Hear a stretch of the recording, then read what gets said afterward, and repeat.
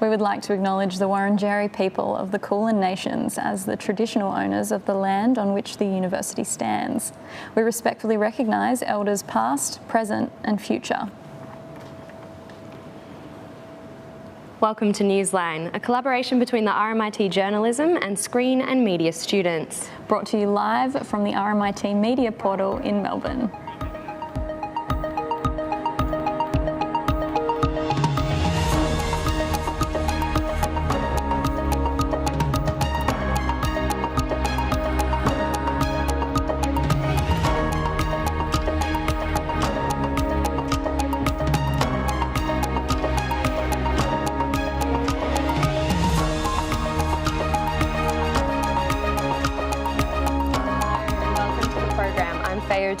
And I'm Ellie Mitchell.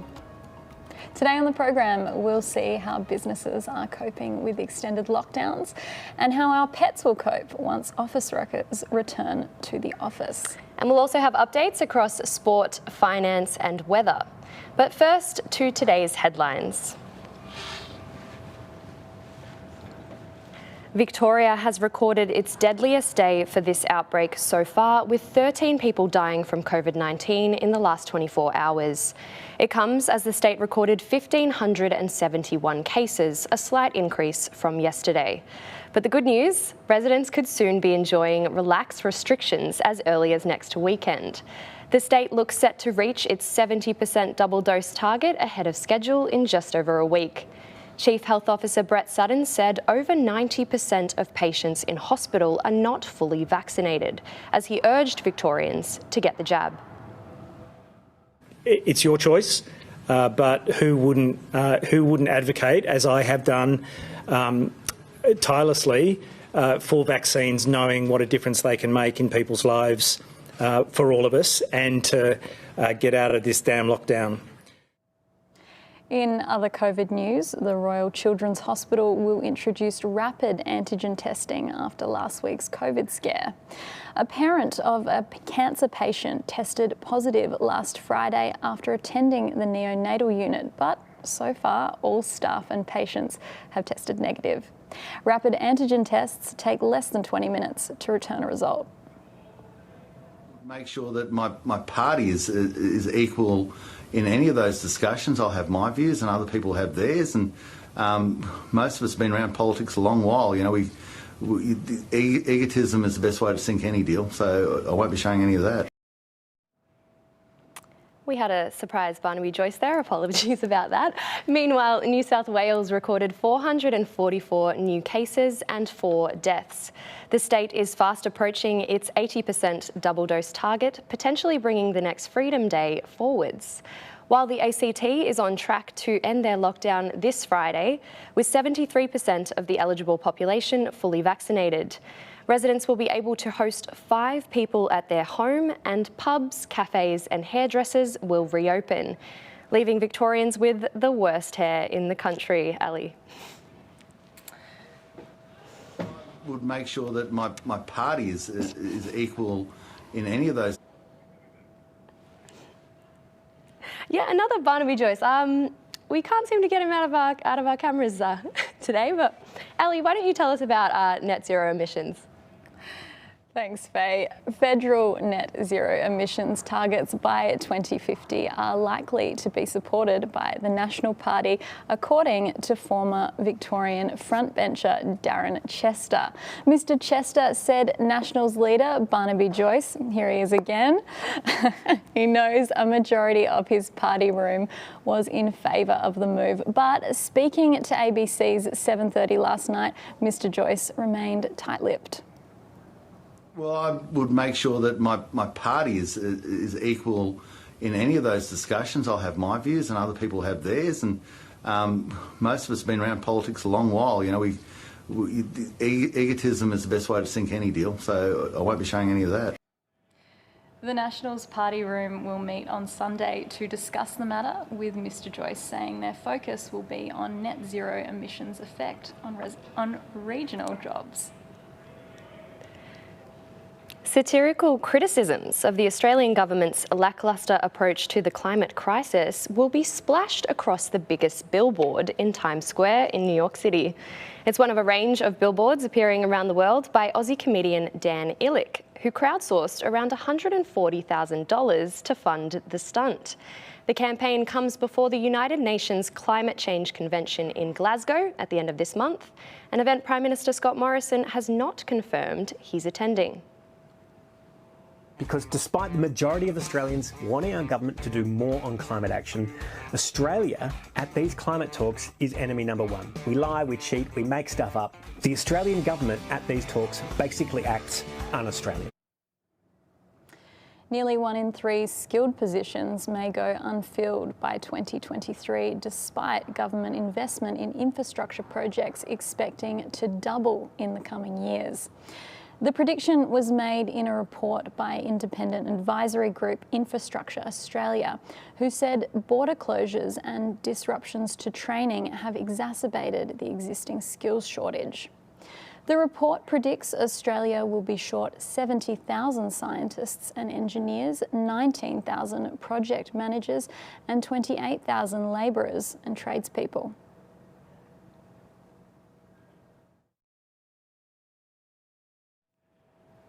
Australia is heading to the moon after striking a deal with NASA to build a $50 million rover. The mission aims to extract oxygen from soil on the lunar surface in a step towards sustaining a human presence on the moon. Now, as we look to the future, the world will watch us make history of our own.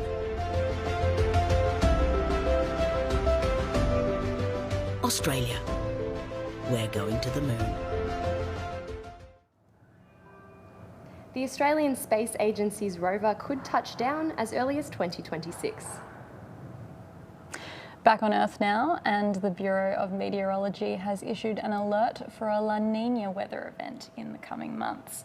The conditions are generally signal a wetter than average spring and summer, and heavy rain and storms are forecast for the next few days in Melbourne. We'll have more on the forecast later in the program, and that is all for now on today's headlines. Now to our first story.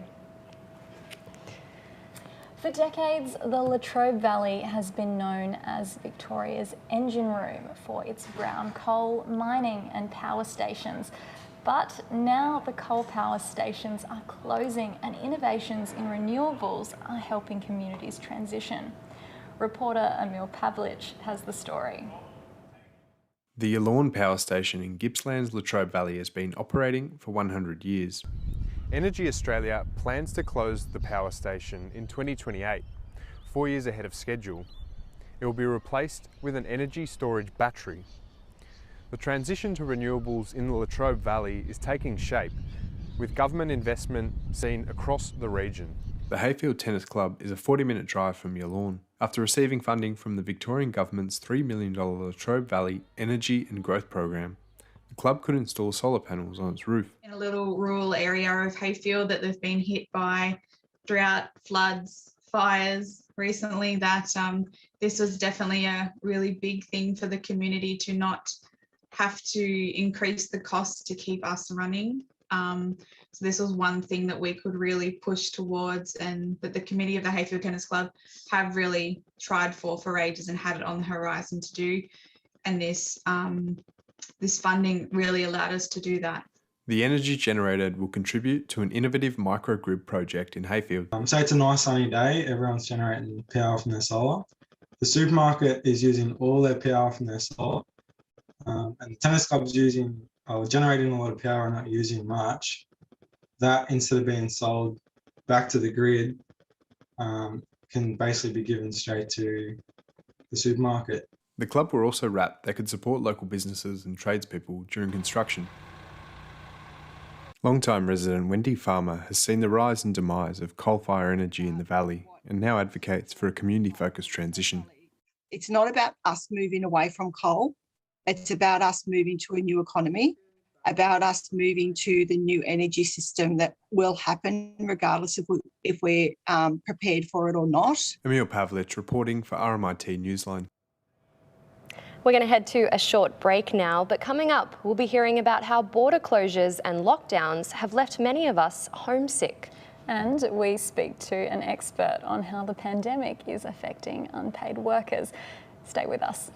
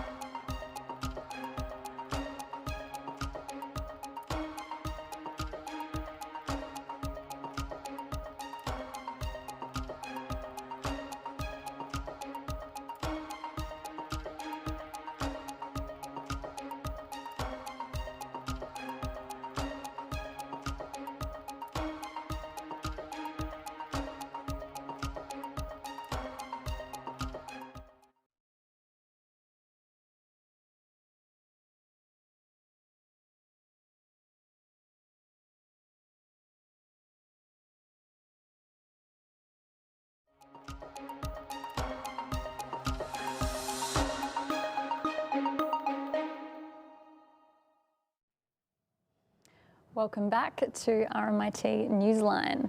With ongoing lockdowns and unpredictable border measures, many Australians have been stopped from seeing family and friends across the country and abroad. Charlotte Huston reports on how regular feelings of homesickness have been elevated by the COVID-19 pandemic.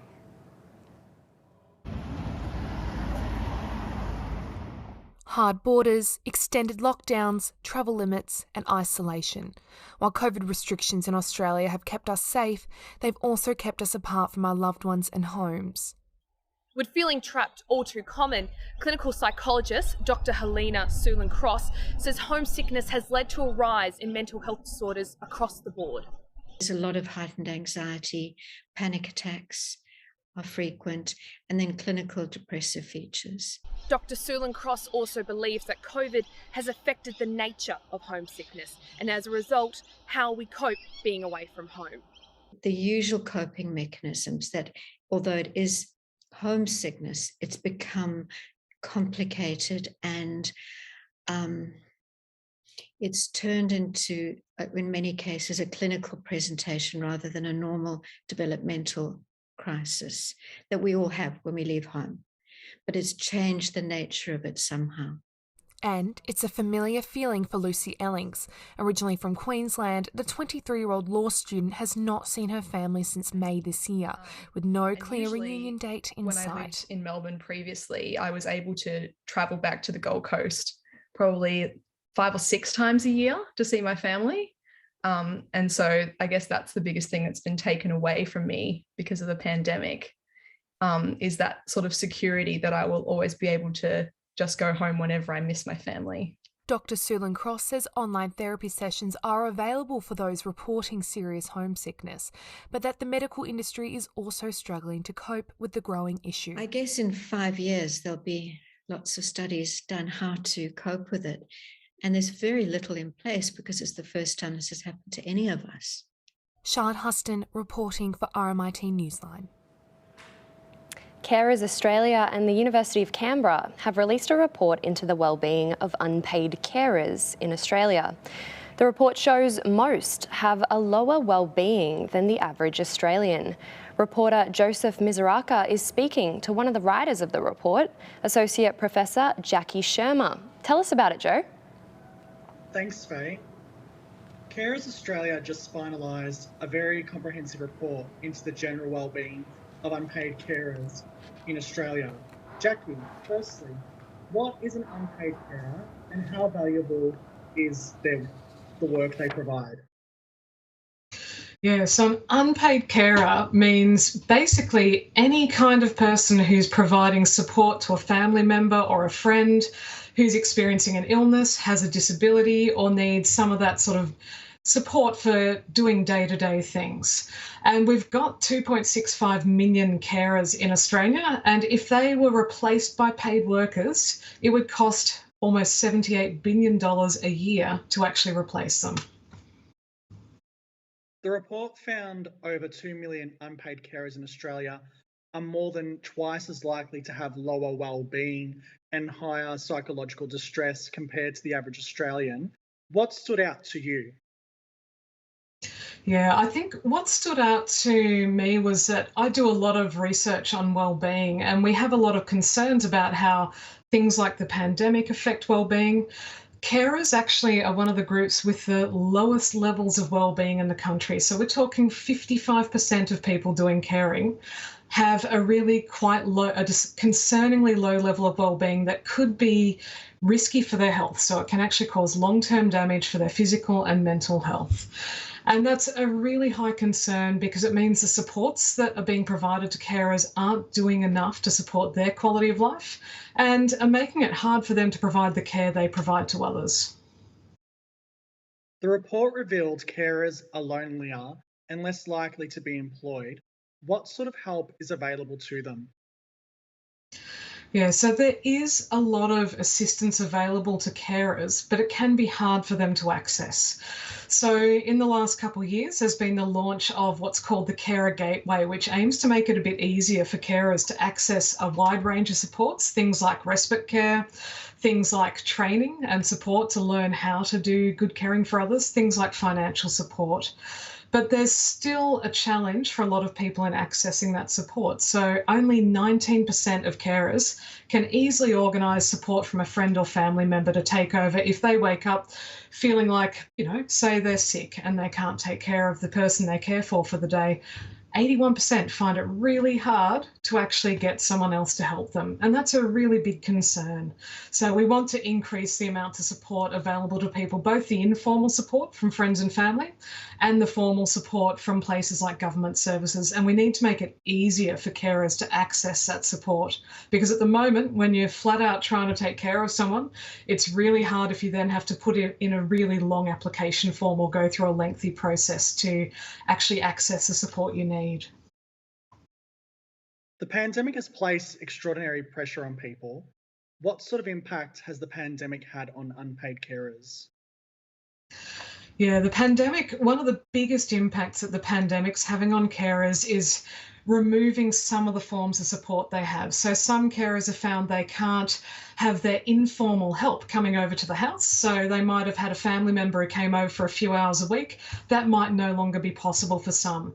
There's also a lot of carers who they can still have carers, other people around to help, but they don't want to because the person they care for might be at higher risk of COVID-19, which means more carers have been taking on more of that burden of caring for themselves, and they might also have been cutting back their own social lives to try and reduce the risk of spreading COVID or the person they care for getting COVID. So it's been very isolating for a lot of carers, and it's increased workload for a lot of carers. What are the state, territory and federal governments doing to assist unpaid carers? Who else can provide support and how? Yeah, so governments are providing a lot of support, and in particular, the thing that's been really helpful in the last few years is them, instead of each running their own system, bringing it together into this carer gateway system, which means you can ring one number and carers can find out about their access to all kinds of services through that in any state or territory. But more generally, we do need to build that culture where we check in on carers and we work to help them out. So it is Carers Week this week. There's a couple million reasons to care. All these carers around the country. If you know someone who's a carer, please give them a call. Tell them you appreciate them and offer to help. Ask what you can do, even if it's just dropping off a meal, talking to them, providing any kind of support they need. That can make a really big difference. Thank you for your time, Jackie. Back to you, Faye and Ali. Thank you. Thanks, Joe. On to our next story. Victoria's reopening roadmap has been criticised by members of Melbourne's live performance industry for providing no plan of when the majority of workers will be able to return to their jobs. Reporter Olivia Condis has more. Melbourne's live performance industry has been one of the sectors hit hardest by the pandemic, and the release of Victoria's reopening roadmap last month was the latest blow. The roadmap outlined that live performance venues will be permitted to reopen in Phase C, when 80% of the eligible Victorian population are fully vaccinated. However, the restrictions in Phase C only allow for a maximum of 150 audience members, which live performance industry leaders have stated is not feasible for the majority of productions.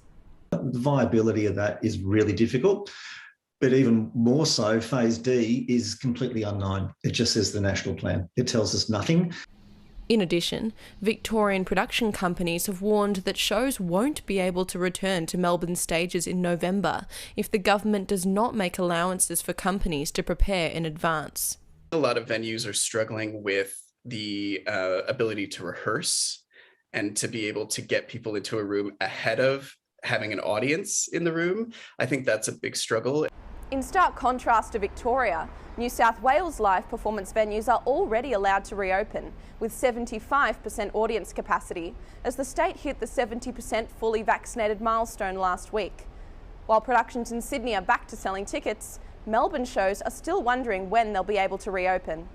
The state government has responded to industry lobbying and said it was working on the issue, but has not confirmed that any changes will be made. The issue is that, I think the government's trying to have to get a deep understanding of every single sector in industry, and it doesn't have it, and it certainly doesn't have it in the arts.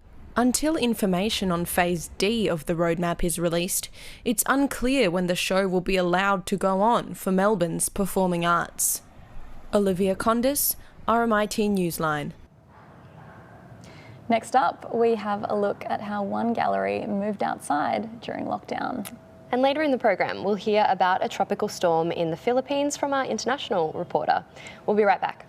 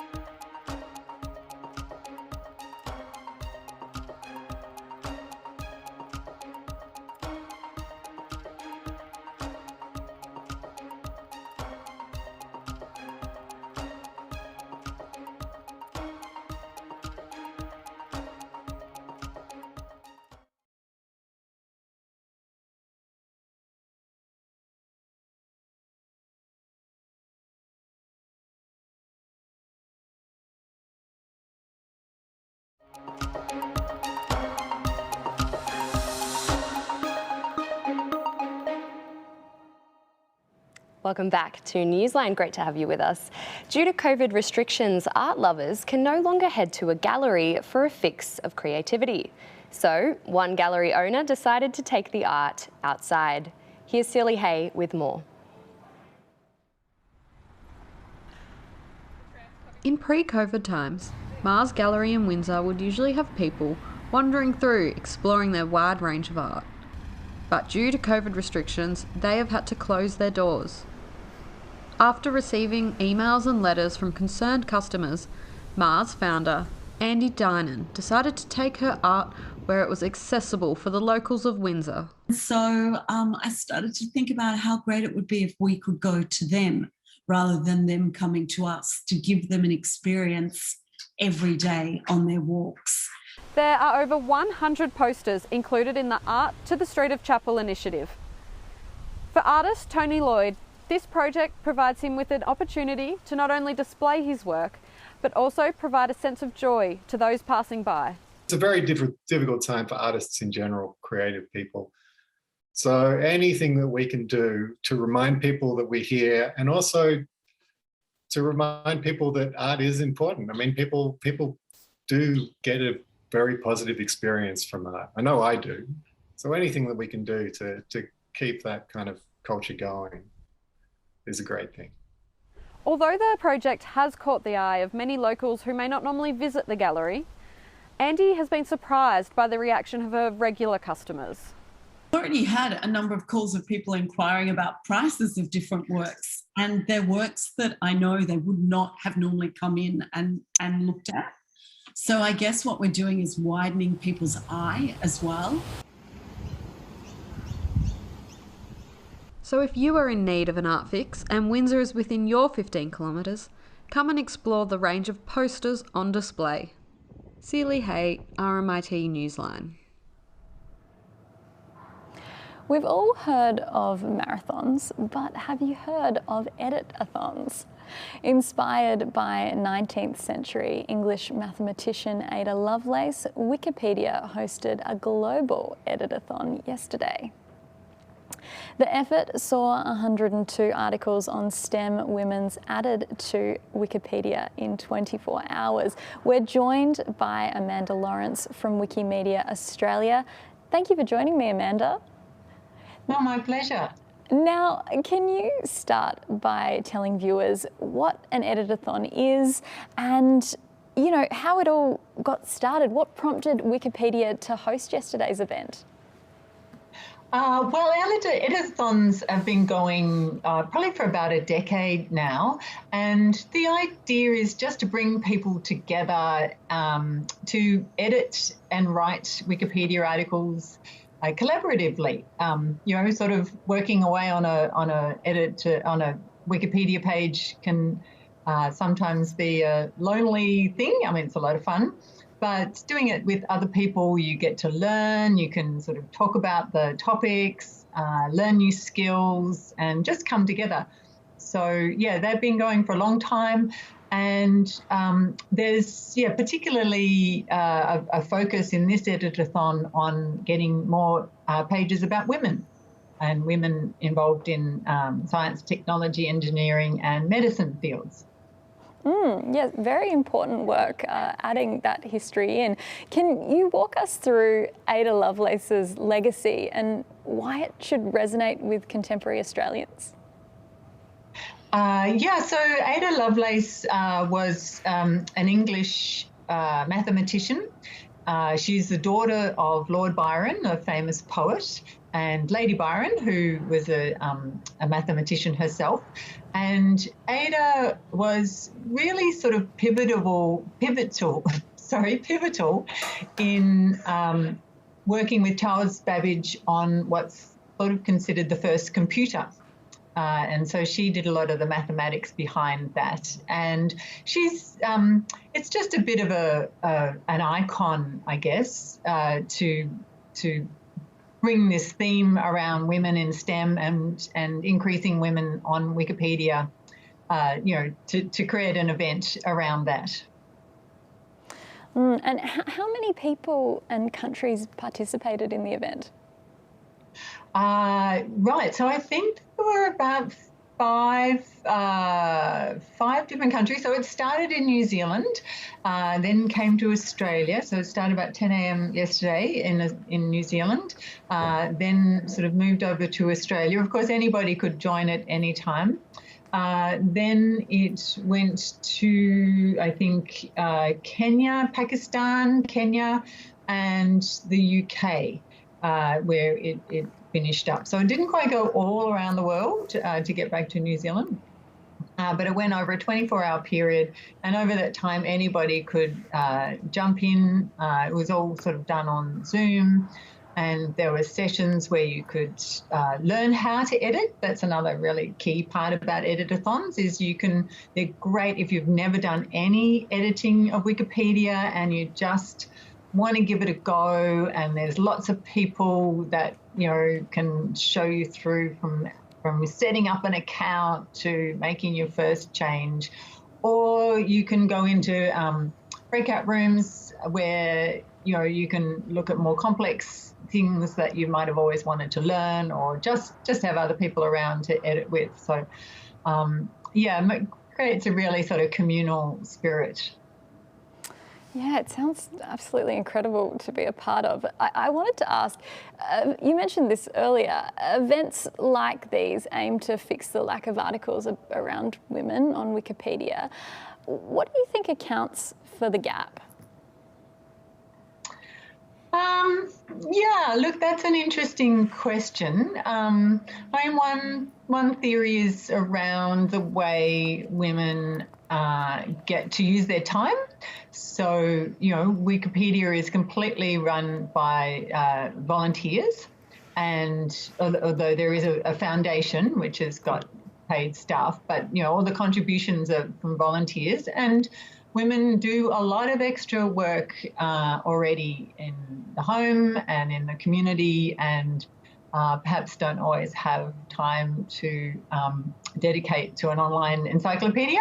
So yeah, that's one idea. And in terms of content, well, you know, women have often been underrepresented all throughout history. So there's a big task to rectify that across loads of sources and resources, and so I think that's part of an ongoing process of discovery as we unearth these stories of women like Leda Lovelace, and bring them to attention. You know, the stories that have often been kind of hidden behind the famous men that have got all the limelight. Indeed. Well, Amanda, that is all we have time for with you today. Thank you so much for joining us. Thank you, and yeah, encourage anyone out there, man, woman, or whatever you are, to have a go at having some fun with Wikipedia. You heard it here. Hop on Wikipedia after watching Newsline tonight. Now to our next story. Each of us has had to develop our own coping mechanisms for enduring lockdown over the past 2 years. And for some Melburnians, that's meant introducing a little more life into their homes. But lockdown pets have also been a challenge for some families. Here's Emma Hartley with more. Even on sunny days, isolation can be crippling. So it's understandable that many Melburnians have adopted a new furry friend into their locked down lives. And then when I met him, he just jumped straight into my arms and I was just crying. And the lady said, she said, I think this is meant to be. Pet adoptions have spiked with each major lockdown. Australian animal charity Pet Rescue reported the adoption of 4,000 dogs and 10,000 cats from May to July this year. Yeah, I love him and the way that he waggles his whole body when he's happy to see you, and just taking him for walks and watching him learn and explore. Pets adopted in the midst of lockdown could well develop separation anxiety further down the track.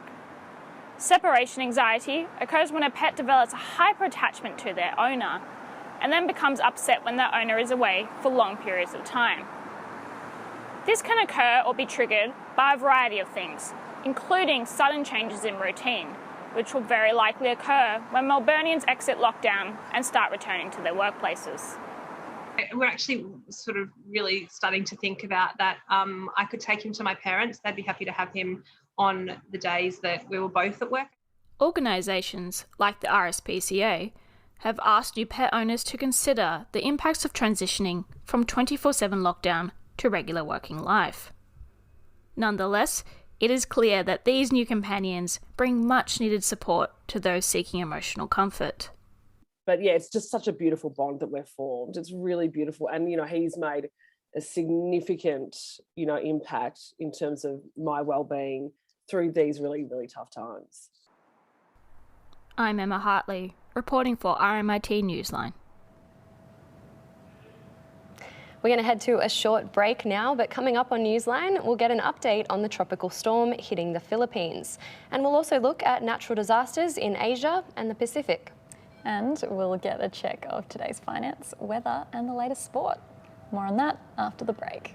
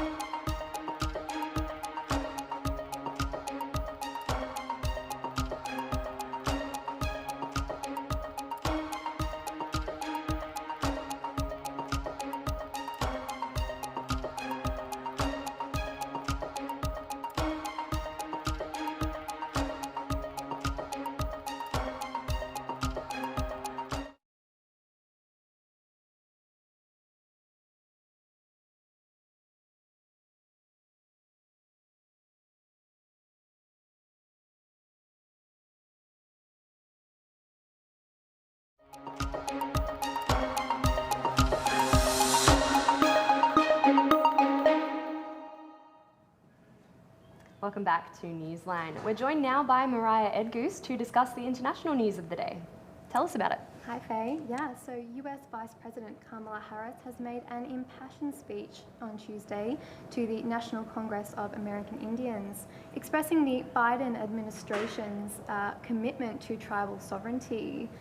In her speech at the 78th Annual Convention, Vice President said that the arrival of European explorers had ushered in a wave of devastation to tribal communities. In the speech, she also stressed the inequalities faced by Indigenous communities. Let's take a quick listen. Away from this shameful past, and we must shed light on it and do everything we can to address the impact of the past on Native communities today. So Mariah, these remarks come one day after the very first Indigenous peoples holiday, is that right?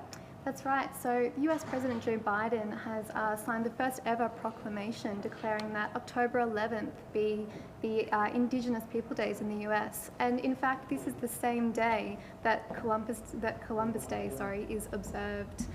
He's also pledged to invest in native land and communities. Yeah, let's head to the Philippines now. So 9 people have died in floods and landslides following a severe tropical storm. At least 11 others are missing, is that right?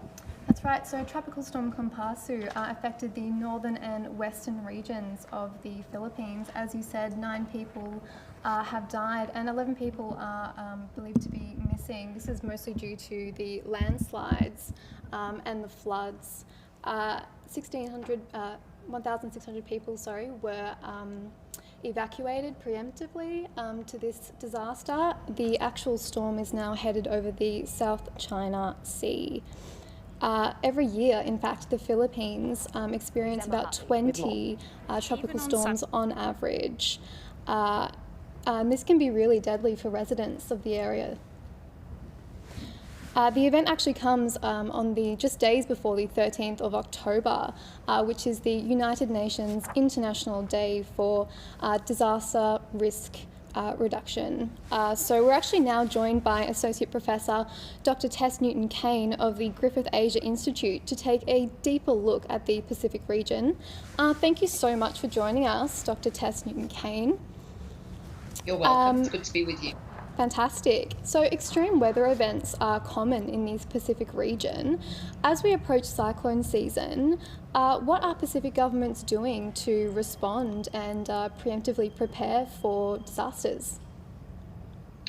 Well, as you say, cyclone season will begin on the 1st of November. And so governments and their associated partners, including NGOs, private sector partners and development partners, are working pretty much year round, but obviously things do ramp up at this time of year to prepare for what we expect to be another sort of normal cyclone season. So we're expecting elevated activity for places like Solomon Islands, Vanuatu and New Caledonia. So normally we would expect to see maybe 6 to 8 cyclones come through that track every season. But what we know with the impacts of climate change is that whilst the number of events isn't necessarily increasing, they're certainly becoming more severe. So we're seeing higher incidence of severe weather impact. So that's category, things like category 5 cyclones that we saw in Vanuatu last year, and we've seen in Vanuatu and Fiji and elsewhere through the region recently. So there's a lot of work going on. Most countries have a national disaster management organization or something similar, which will coordinate all aspects of this. So that's preparation, readiness, and then response as needed. So that provides, that's the peak organization, that's the hub for all this activity. And then there's lots of other work going on, right from community and village level, all the way through provincial level, all the way through to national level. And that includes all sorts of things, including pre-positioning of supplies, ensuring that communications are as robust as they can be, getting information into communities as to what they can do to prepare their homes, making sure that, or trying to make sure that each community has a safe area that they can go to if they have to move in the event of a severe impact. So yeah, it's a busy time of year. I would just like to touch on the UN Special Representative of the United Nations Office of Disaster Risk Reduction released this message ahead of today's International Day for Disaster Risk. If we could just take a little quick listen to this message. Lack of solidarity with nations that have contributed least to creating the climate emergency and the lack of resources to vaccinate their populations in good time is an issue that the UN Office for Disaster Risk Reduction would like to draw urgent attention to on 13 October, the International Day for Disaster Risk Reduction. So the UNDRR's message there is really about international cooperation for developing countries and how it's not keeping pace with the rise of these extreme weather events, as you've mentioned, and the pandemic as well. What is your response to this message, and how, I know you've touched on it just before, but how does COVID compound existing stresses such as resource scarcity and poverty, for example? Well, we saw last year places like Vanuatu and Fiji having to deal with the twin impacts of the COVID-19 pandemic and significant disasters. So Cyclone Harold was of particular significance for the north of Vanuatu. And it does have an impact. It has an impact in terms of how easy it is for people to relocate to emergency shelters if they are, also subject to something like a lockdown measure, or they're trying to observe social distancing. And it also has an impact in terms of how easy it is for international assistance to get into the country if it's needed, whether that's by way of people or resources. Simply delivering kits, whether it's shelter kits or food relief, can be done fairly safely and in a contactless way. But if you're trying to get people into a country to assist with disaster response, then it can be a lot more complicated. And obviously now countries such as Australia are making progress with their vaccinations, but in some parts of the Pacific, the vaccination program rollouts are going very slowly, and there's a real danger that those countries are going to be left behind in the move out of the pandemic. Here in Australia, people are talking about when they're going to get their booster shots for their vaccine, whereas really what Australia and other development partners need to be thinking about is how can we make sure people in poor countries, such as some of those in the Pacific, are actually getting access to the first round of vaccines. Otherwise, we're going to find that Australia could be surrounded by countries whose borders have to remain closed because they don't have sufficient vaccine coverage. So where the two intersect, it can certainly lead to a lot of added complications, and it can certainly make if you are dealing with a disaster response situation, it's already very stressful, resources are already stretched very thinly, and then if you add in complications resulting from the COVID-19 side of things, then that can make things a lot worse. Well, thank you so much for joining us, Dr. Tess Newton-Cain. It's been really insightful talking to you. You're very welcome. Thank you. And that's back to you, Faye. Thanks for that, Mariah. So now it's time for sport, and we're also joined at the desk by reporter Olivia Sanders with the latest updates. Olivia, fill us in. Thank you. So starting with Cricket Australia, who announced a pay increase for the Women's National Cricket League and the Women's Big Bash League for the upcoming season in a move towards pay equity. The $1.2 million investment will be split across the leagues, with $800,000 going to the WNCL and the remaining $400,000 going to the Big Bash League. Australian women's captain Meg Lanning said this investment will benefit everyone, the game, the fans and the players. The pay increase follows news of a $4 million investment into support for cricketers' wellbeing. Still in cricket, Chair of Cricket Australia, Earl Eddings, announced today that he is stepping down from his position after 13 years. Eddings will not run for re-election at the next AGM meeting and left after saying that he is hoping for more unity among state and territory associations ahead of the next season. Meanwhile, in AFL news, Essendon has upped their offer to the Greater Western Sydney team in a bid to secure Bobby Hill after yesterday's statement from GWS saying that the trade was highly unlikely. Essendon offered a future second-round draft pick to GWS in hopes of securing the small forward. Hill originally requested the trade to Essendon, but GWS weren't keen to let the 21-year-old out of his contract a year early.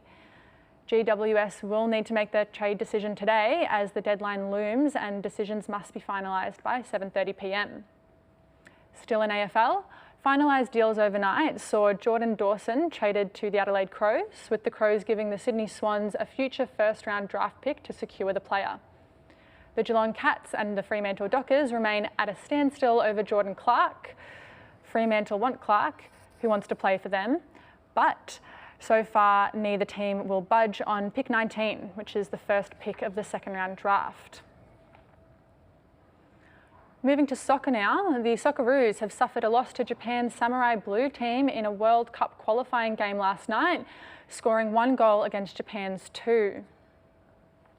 Despite fighting back against Japan's early goal to a draw, The last 5 minutes of the game saw an own goal push Japan to 2 points, winning the game.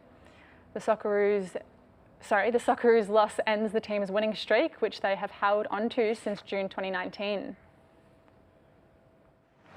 Here's Asano, he's onside, and Matt Ryan can't keep it out, it's bundled in at the back post. Asano takes the credit, Furuhashi might have got the final touch, but what is certain is that Japan have their lead back at 2-1. Matty Ryan got a paw to it, but could not keep it out. And their victory is confirmed. Japan ending Australia. And in rugby news, the Australian Rugby League Commission has granted a licence for a new NRL team joining the league in 2023.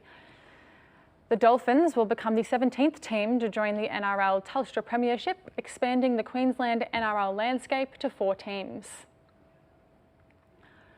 Rugby chairman Peter V'landys congratulated the Dolphins on their winning bid to join the NRL, beating out 3 other teams. The Dolphins' licence will require them to spend $2 million a year on participation and growing the women's game in southeast Queensland.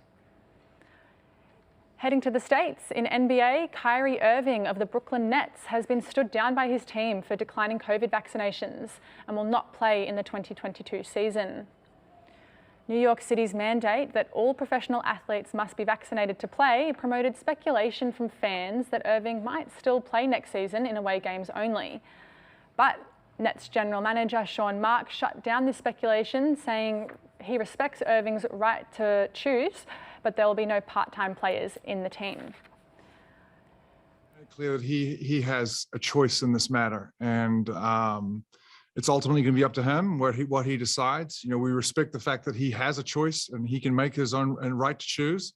As again, right now, what's best for the organization is the path that we're taking. And I don't want to speak for Kyrie. You know, at the right time, I'm sure he will address his feelings and you know what the path may be for him.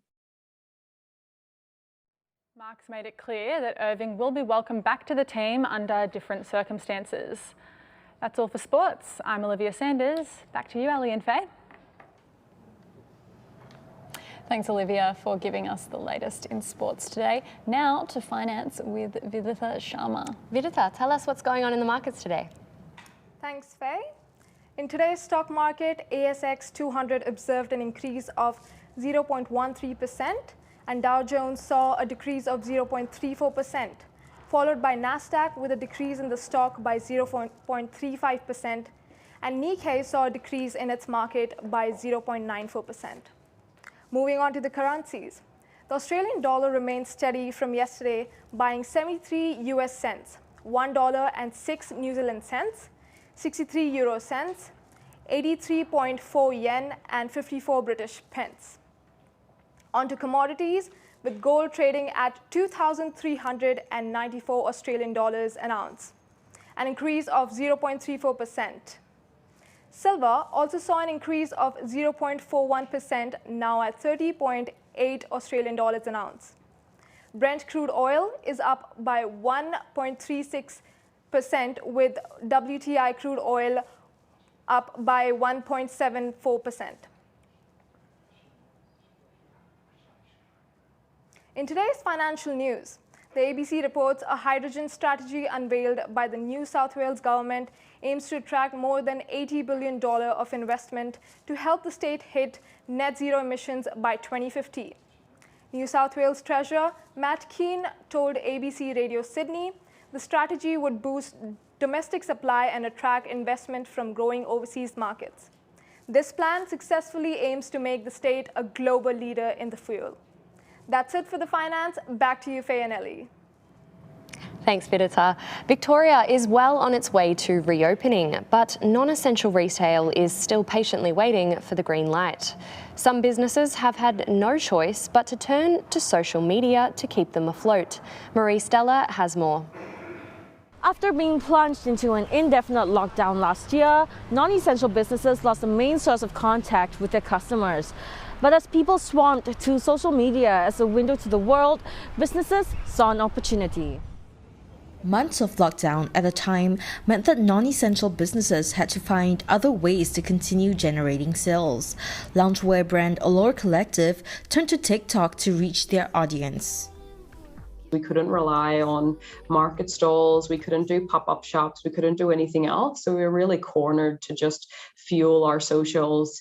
A lot of people might think that it's just for kids and dances, but for us, it has grown Allure exponentially. Like, we have just been blown away.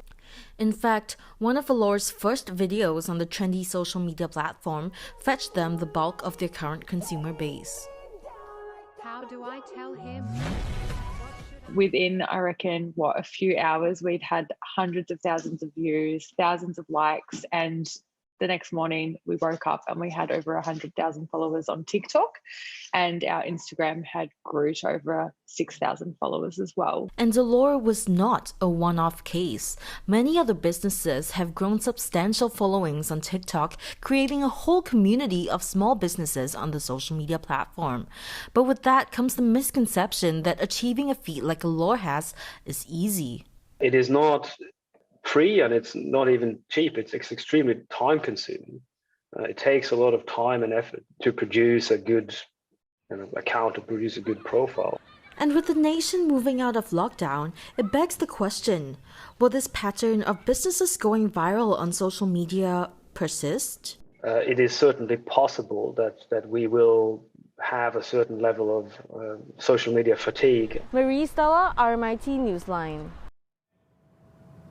Now to weather from Melbourne and around the country with reporter Viditha Sharma.